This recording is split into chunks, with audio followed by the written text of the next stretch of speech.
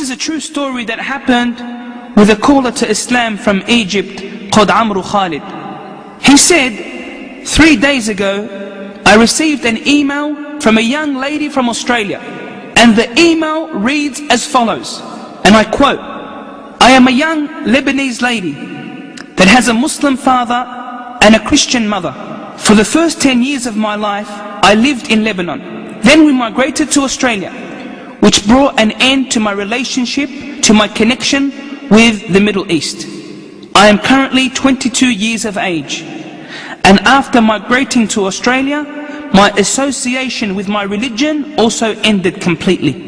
The only thing I know is that I am a Muslimah. That's it. I don't know what the Quran looks like. I don't know how to pray.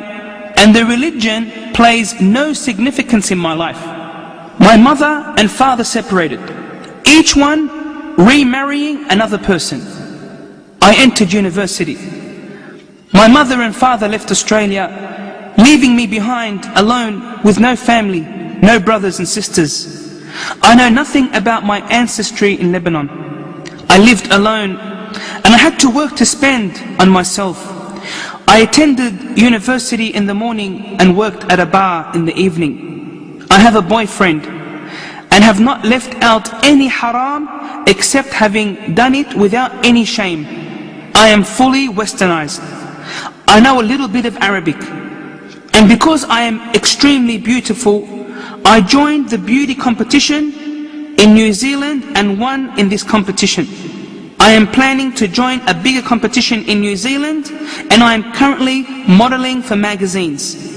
During this time, I used to visit a Lebanese family residing in Australia. And I saw a Ramadan episode on television talking about modesty. The episode had its web address displayed. I went through a nervous breakdown. It was as though this episode was addressing me directly. I am sending you this email to ask, is it possible for Allah to accept me? In other words, forgive me? And this is where Sarah's email ends. Subhanallah, no matter how long a person's iman is, the soul of a person longs for its creator, just as the stomach hungers for food, so too does the soul long for Allah. This caller to Islam wrote back advising her about the conditions of repentance, and that Allah will of course forgive her if she repents. 2 days later, she contacts Amru Khalid and she says, I have repented to Allah, and I have left my boyfriend and promised never to see him again. After another 2 days, she contacts him and she says, I want to learn how to pray. Then another 2 days pass and she says, I would like some Quranic audio tapes. So he sends her some tapes via DHL courier. A week goes by and he doesn't hear from her until she contacts him and informs him that she has retracted her beauty title of that particular city. Then came the surprise. She contacted him saying, I have put on the hijab. However, the story does not end here. 2 days after putting on the hijab, she experiences sharp pain. So she goes to the doctor, who diagnoses her with brain cancer, and that her days are limited. She enters the hospital to be operated on. The success rate of this operation, as informed by the doctors in Australia, is 20%. This is what the doctor said. As for Sarah, listen to what she had to say. She said, I am pleased to meet Allah. I am happy that I repented prior to finding out about my illness. I don't know whether my mother and father will know about my situation. If I live, I will support your website, for this website is my window to Islam.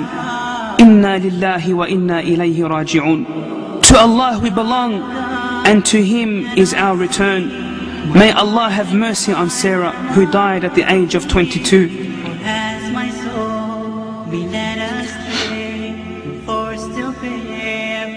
They buried her with the Muslims in New Zealand. Prior to her death, she sent a short letter to Amru Khalid saying, I lived far away from my Lord for 22 years, but I repented and turned back to Allah 3 weeks ago. I don't know many Muslims besides you and this internet forum. I urge you to make dua for me that Allah has mercy on me and to forgive me. Make dua to Allah to guide my mother, for she does not know anything about me. Signed, Sarah. كل نفس ذائقة الموت.